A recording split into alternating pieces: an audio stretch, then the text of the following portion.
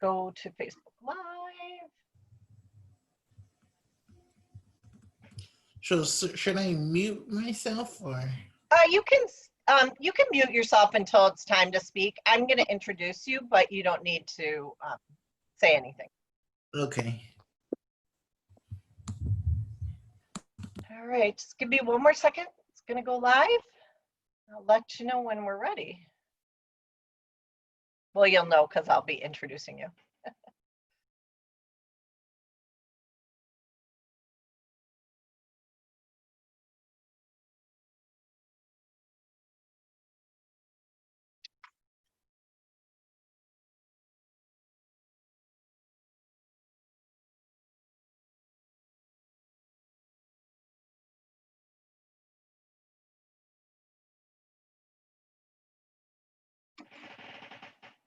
Good morning. This is Sally Flashberger from the Wisconsin Board for People with Developmental Disabilities and also from the Living Well grant.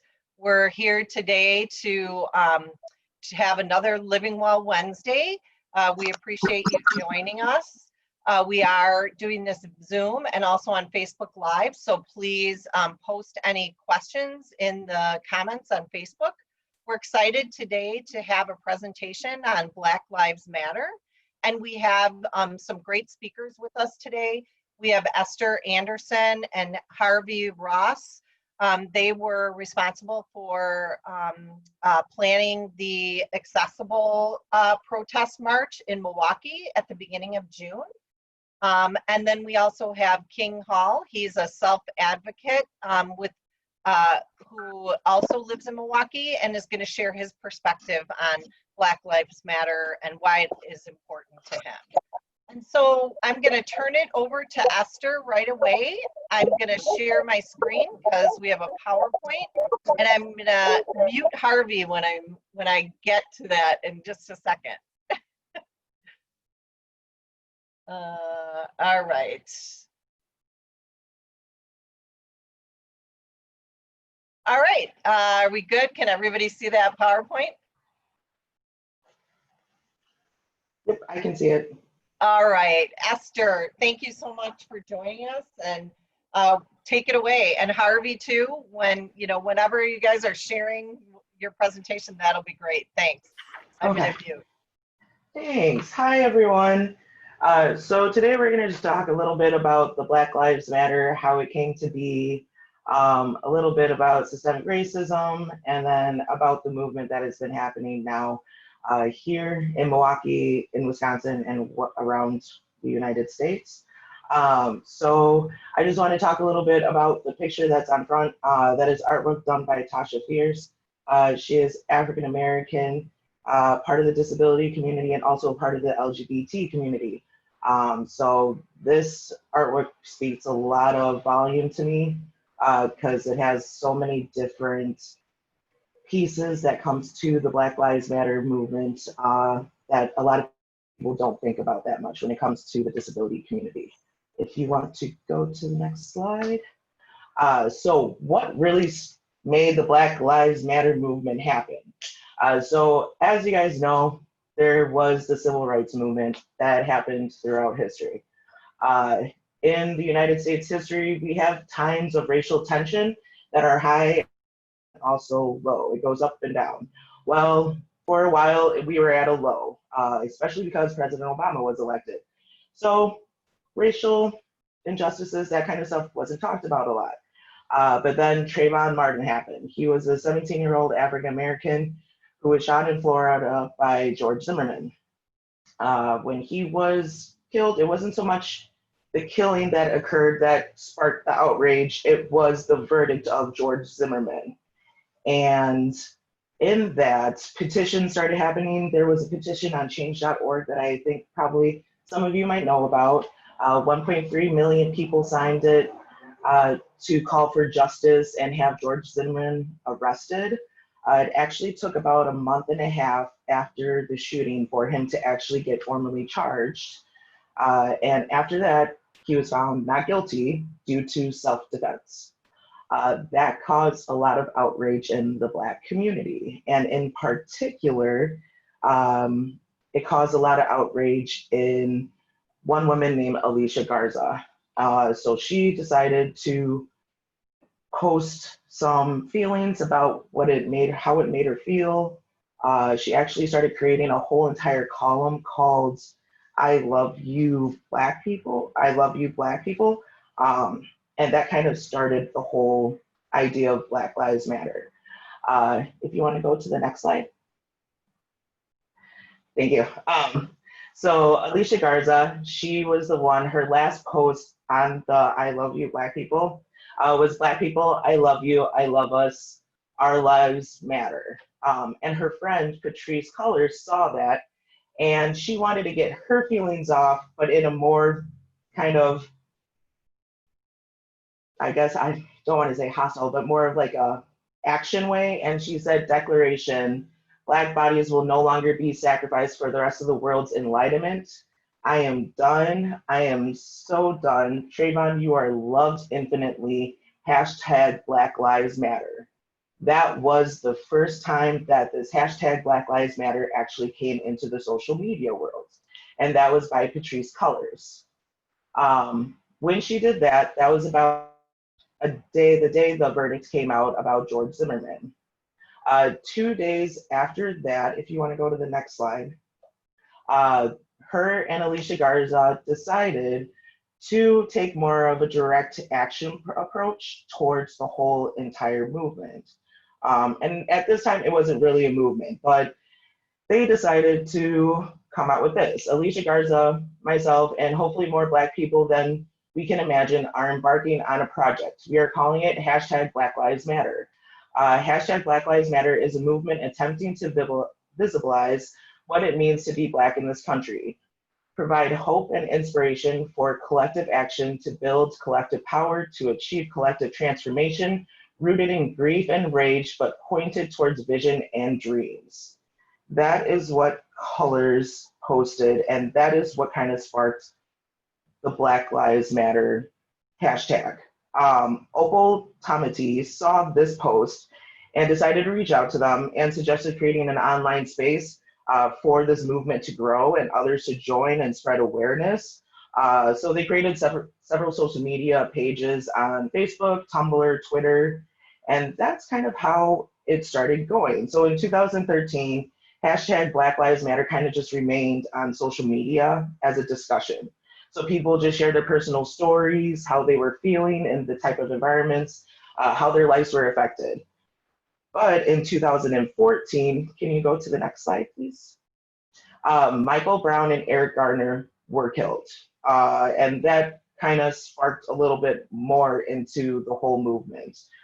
For those of you that might not know, Michael Brown was an 18-year-old that was shot, and Eric Garner was a 43-year-old that was put in a chokehold. These two men were taken by police, and this kind of sparked a whole new fight in the African-American community. Both of the cops that were involved in this were not charged in the deaths of these two individuals. So this caused more anger in the African-American towards racial violence that has been going on in America, and it reached its boiling point. So people actually started going to the point of having more demonstrations due to the lack of legal consequences that people faced. So more people started including the hashtag Black Lives Matter in their posts, in public discussions. When they were out at demonstrations, they started making signs with the Black Lives Matter. They actually started using Black Lives Matter in their chants at rallies. And so that's how Black Lives Matter actually started to form into the movement. When it really started to take off is when they held their first demonstration on October 13th at a St. Louis Rams football game. They kind of just wanted to shut it down. They held banners with Black Lives Matter, that kind of stuff in regards to Michael Brown's death. Then another one happened in Newberry Street in Boston. So social media kind of allowed it to just go from one place to another, and Boston just decided to open up their own chapter for Black Lives Matter. So social media has helped grow this movement and incorporate so many people into it, of a button and people could just show up in 1 hour and start protesting for racial injustices. So those demonstrations were actually the beginning part of the whole entire movement of Black Lives Matter. So there are about 30 chapters in the United States now. There's Black Lives Matter chapters all around the world. There's some in Australia, Canada, UK, Germany, Japan.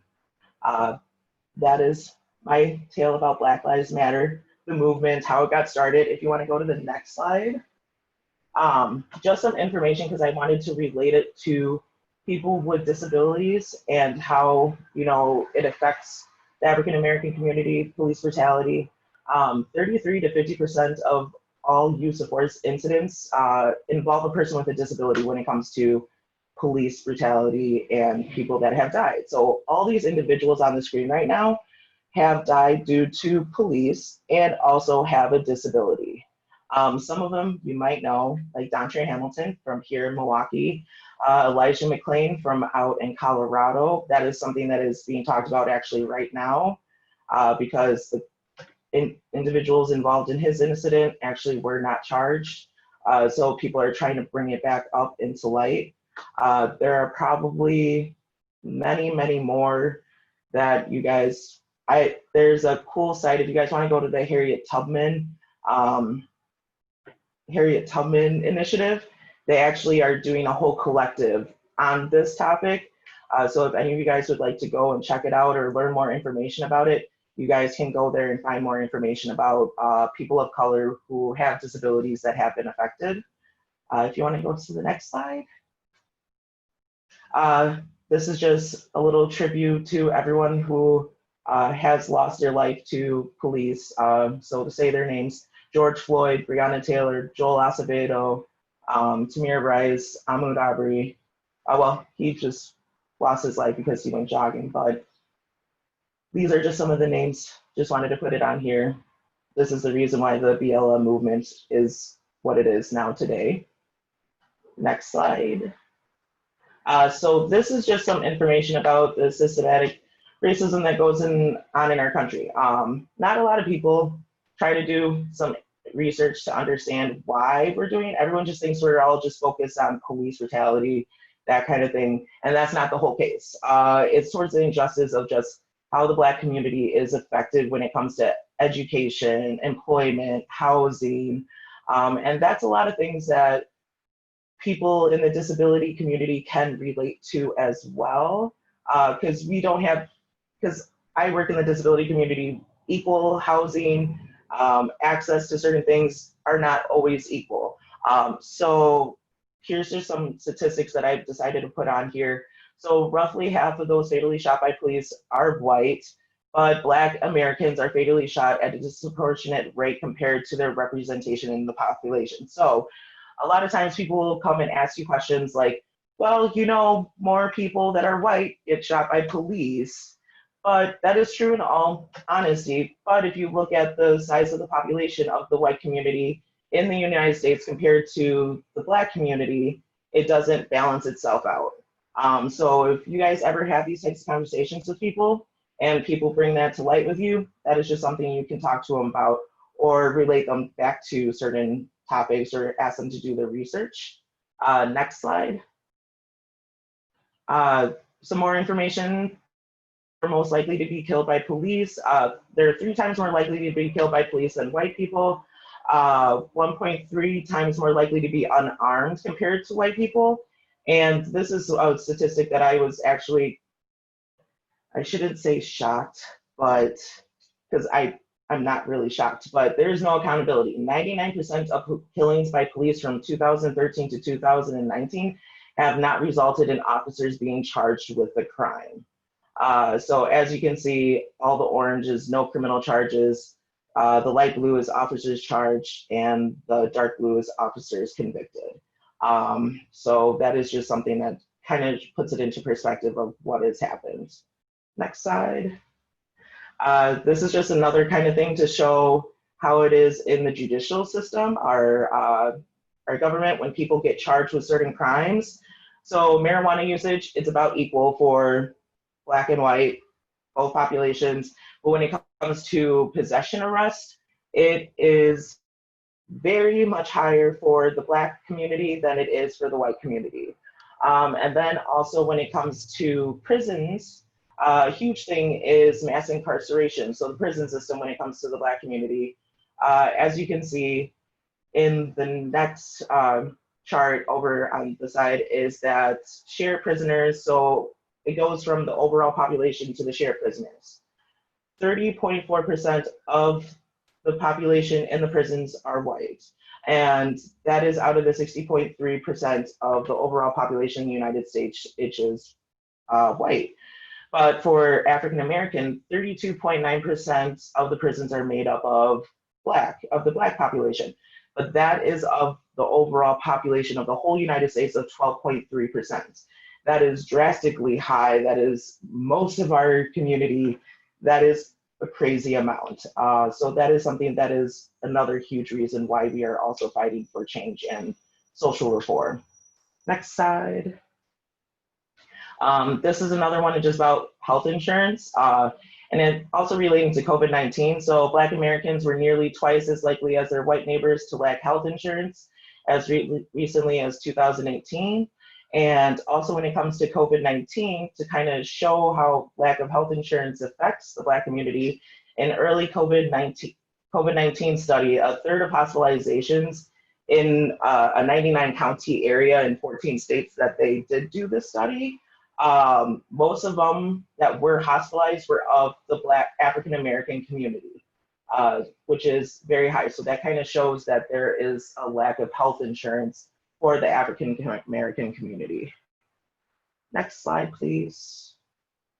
So this is also just towards the household income. So Black families are over twice that of white families to be at the poverty level. So most of the African American community in this context are low income, don't make a lot of money. Even the median household average is about 30,000 less. And then on the other one is the wage gap between Black and white Americans. So the average Black worker earns about 62% of what the average white worker makes. So that has gone up 3% since 1967, which is a while ago.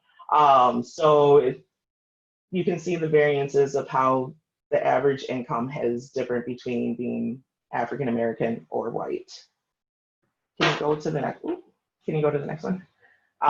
So I will get back to this slide, but I will turn it over to Harvey, and we can talk about what you can do at the end of the presentation.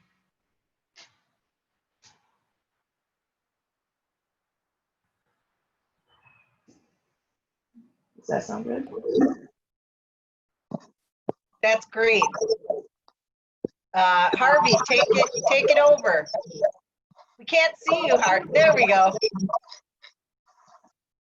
Well, as of like present day, and what happened with the March/protest that me, Esther, and Mariah and Chris Hagee, who are two of my other co-workers, we started up. It was just that, I was paying attention to the protests that were going on, and I didn't see like any people of color or whatever out there that had disabilities. And being a person who obtained a spinal cord injury through a gunshot, I understand how society overlooks people with disabilities when it comes to certain situations. Well, to a lot of situations, big or small. So we got together and we said we should form accessible protest. So we did that, and Esther, Chris, and Mariah, they mapped out like the protests to make sure that it was disability friendly. We had interpreters there for the deaf and hard of hearing. We made sure that the surfaces that we did, the walk was flat, so people wouldn't have a struggle with that. And we made sure that we had snacks and water, the medical team on the way, like throughout the whole march and on the way back, just in case anything would happen. And we had volunteers that could assist a person with a disability if they needed that. So we were able to do that, and we were able to contact the group here that originally started the protesting with Frank Nitti and Khalil, and asked them if they wanted to join us. Now, if hadn't they wanted to join us, we still would have did it anyways. But at that time, they was marching with the Bucks, so they did come and meet up with us halfway to our march, and they marched with us all through our route, and then they marched with us back. But when it comes to the Black Lives Matter movement, I'm a person who would, because I think that when it comes to people who are not from the African American or minority movement, communities in the urban, they seem to take their cues from like cable news and TV shows and stuff like that on the identity of African American. So when you talk about police brutality, a lot of people would say, well, what about black on black crime? There's such thing as white on white crime. It's all in the vicinity of where you located it. We also know that in the urban community, there's a lot of poverty. People are not poor by choice. Nobody wants to be poor. Nobody wants to, well, yeah, some pockets of people in all races that are just evil people or whatever. But so when you try to deter from, and what people fail to realize when it comes to police officers, these are paid servants. They're no different than a person at the grocery store. They're no different than a waitress. They're no different than our legislators that are paid by us, citizens, to do a job. So when you act as if because they're in a uniform, whether it's military or any kind of uniform, or even when it comes to entertainers and stuff like that, you know how people swoon, like when an entertainer dies, and no one knew this entertainer personally, but when they die, it's like, oh, so sad. And if you were to go to that entertainer and told them that, well, just regular citizens died, they're not gonna go all up in arms and go on social media and dress up. But we seem to think that police officer lives are more important than the citizens' lives that pay their bills actually. So it's when we talk about systematic racism, a lot of people think that if you just go out and work hard every day, that you will be able to achieve some sort of success in this country. But in the big scheme of things, you and I, and most people, anybody with common sense, know that's impossible. We have veterans who go, minorities and Caucasian, who are living on the street in this country. So when Esther talks about, and people just think this is about George Floyd, and when our chief of our police department gets up there and he goes on this rant about, okay, I understand what happened in Minnesota. I have a friend that was the brother to the Latino gentleman that got killed in a police officer's house here in Milwaukee a few months ago. And so when you act like, oh, this is just about Minnesota, no, and it's not all about just police brutality. It's equality for all. And that's what I keep telling people in general. And then people bring up rioting and looting. The only time that people riot and loot is when there are injustices and people are protesting. If we don't have injustices and people not protesting, we don't have rioting and looting. And so when I say to people, like, everything that goes on with protesting and with people marching, then when rioting and looting starts, it's all our government's fault, because if our government was doing its job and really doing equality for all, we wouldn't have these situations. So when it comes to the disability community, me being immersed in that, I see it on a daily basis how we don't even get some of the liberties that African Americans and Latino Americans in the poor neighborhoods get, just because we're based on these labels of having disabilities. We should have the march and all that stuff for the ADA rights and all that stuff. So me being a African American, I wear gloves a lot of times when I'm driving around just because I have dexterity problems. I've been pulled over 3 times by police officers with guns drawn on me, asking me, why do you have gloves on?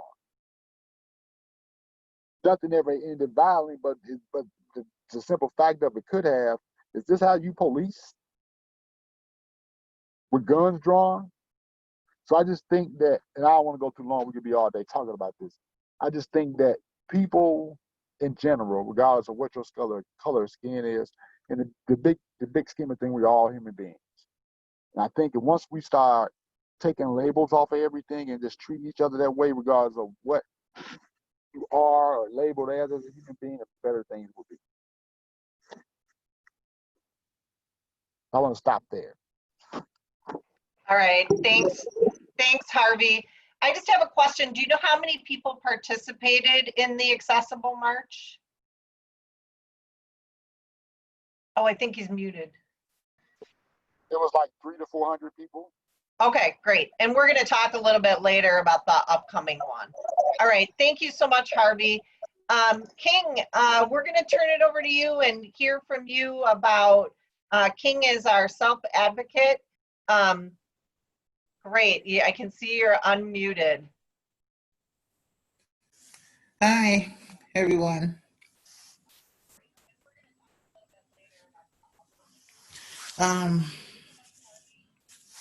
So I had wrote a little bit about why the Black Lives Matter movement is important.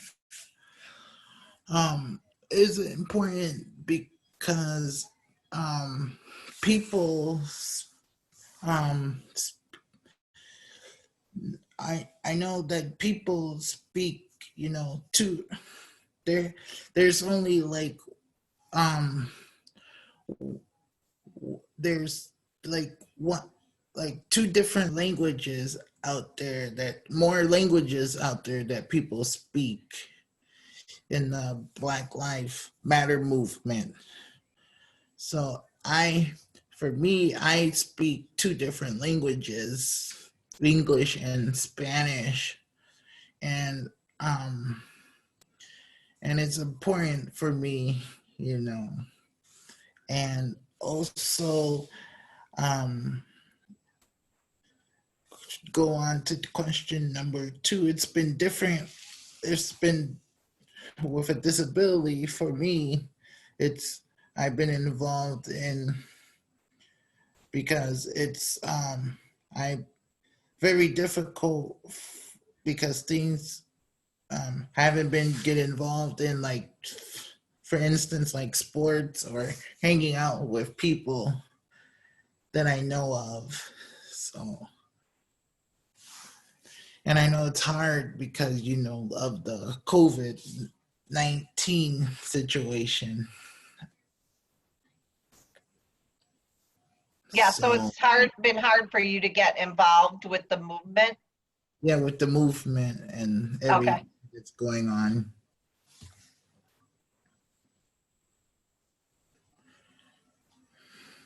So. And how about that third question we talked about, whether you, as a person with a disability who's Black, have you faced other types of discrimination because of that? No, I haven't faced any experience or anything since, because I'm, you know, Black and, you know, because I'm with a disability, and I haven't experienced any kind of that. So really for you, King, it's about how you can get involved. Is that right? Yeah, how can I get involved? Okay, so it's important to you, but you haven't figured out a best way to get involved, and we're going to talk about that a little bit. And I want to learn more on how to get, you know, involved in this Black Lives Matter movement and all this kind of. That's great. Anything else you want to share with us? I also want to get involved in the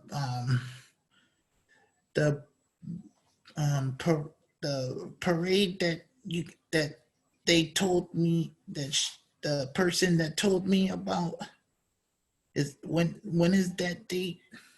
Yeah, that's a great segue. I think I'm going to turn it back to Esther, and I'm going to share her screen again, and she can tell us about some things people can do to get involved, and she can Okay. also talk about the upcoming protest or march that they're going to do. Okay.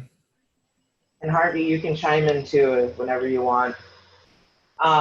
Okay, so what can you do? So a lot of things people have been asking, well, because I have friends that want to come out and be a part of the movement, but due to COVID-19, a lot of people don't want to come out there. And also people in the disability community want to be a part of it, want to have their voices heard, but because, you know, health conditions or things like that, it's, you know, being out in large crowds probably isn't the safest thing sometimes.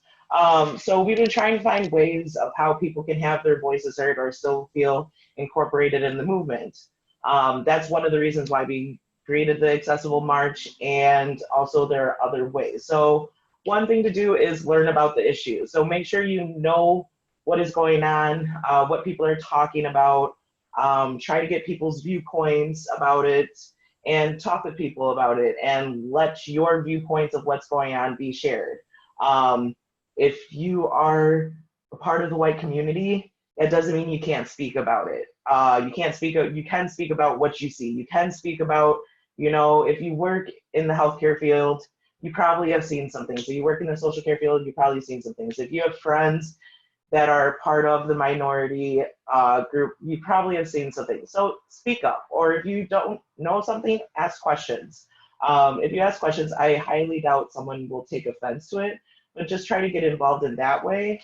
You can volunteer. So a lot of the marches or rallies or things like that, not everything is just centralized with being outside down there in the field taking action.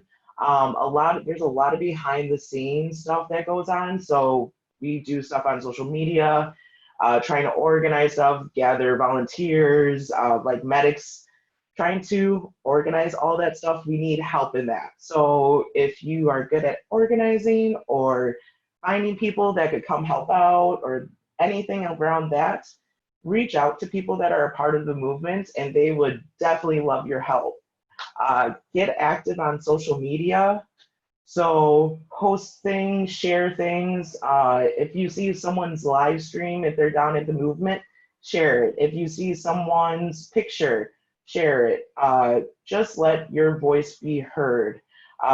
We actually started up a group on Facebook so people can post things and share their stories and stuff. And we're going to try to collab it into one thing, into a video, and spread it out into social media so people can see that there's other people that can't be a part of the movement, but they would like their voices to be heard. You can take action, and by taking action, that doesn't mean taking action down at the marches with everyone. There are some people that I know. There is an older lady that is a part of our group that goes out on her corner on 92nd and Oklahoma, I think it is. And she literally just stands there or sits there in her chair with a sign saying Black Lives Matter or something else that she likes to draw, and sits there for an hour on Wednesdays and Saturdays. She does her own little peaceful protest by herself.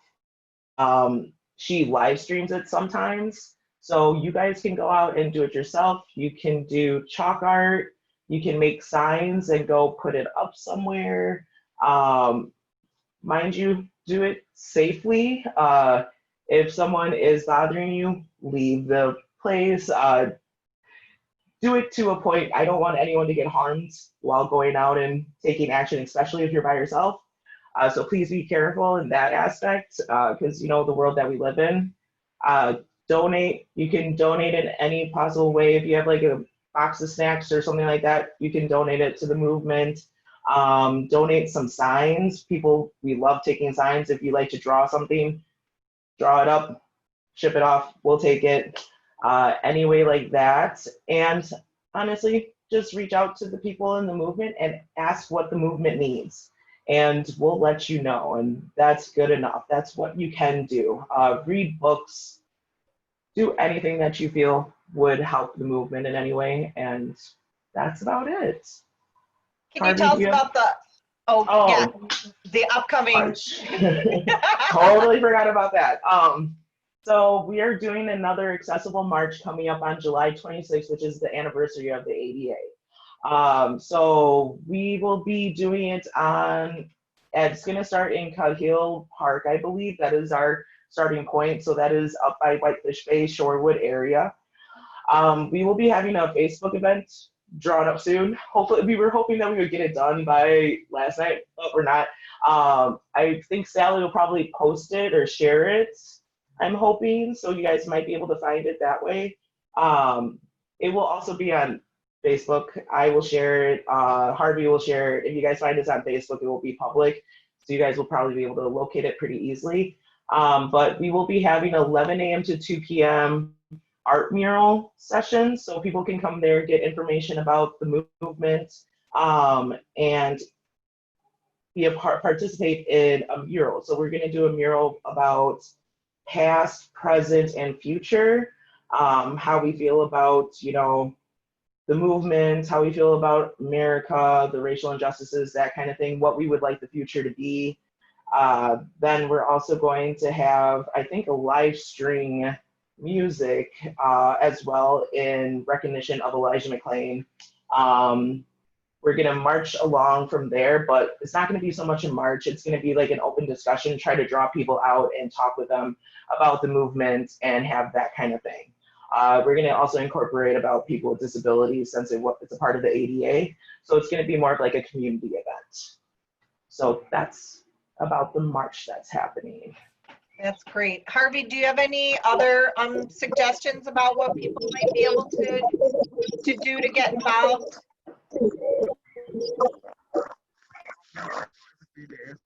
far as the stuff that we're doing.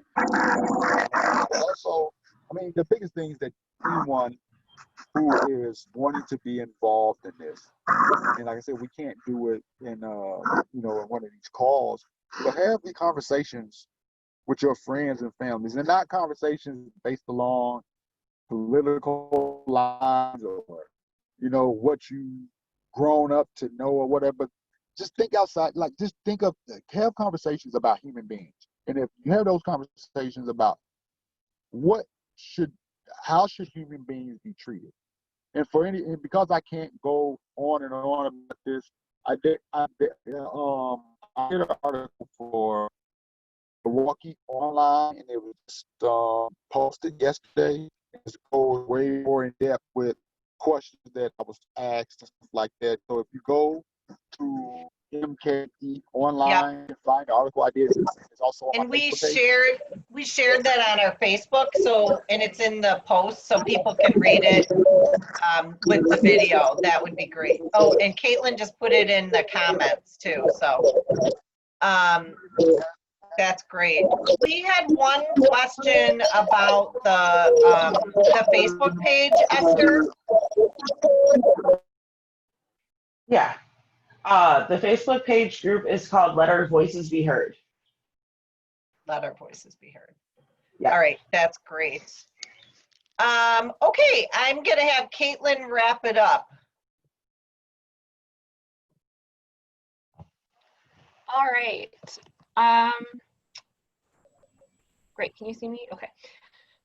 Well, we want to thank Esther and Harvey for joining us today and for sharing such important information about both the history and what we can be doing now to get involved. And we want to thank King for being here and telling us a little bit about his experience and his desire to get more involved. BPDD is going to be continuing to work to make sure that resources are available to people and that this conversation that we're having now, we keep having it. We also want to encourage everybody to come back next week. We do Living Well Wednesdays every Wednesday, and we will be back next week to have another conversation. But we just want to thank everybody for joining us today, and especially thank our presenters for taking time to share their experience and information with us. So you can read Harvey's interview. It's both on our Facebook page and in the comments in the chat. and we'll share more information about the march as we get it. So thanks, everybody. Thank you for having me. Thanks, we really appreciate it. We had a good audience of about 25 people on the Zoom and several on our Facebook. So it'll be available to share after we finish. So please share it from our Facebook page. And thank you very much. I don't think we had any other questions. So thanks a lot. We're gonna stop the Facebook Live.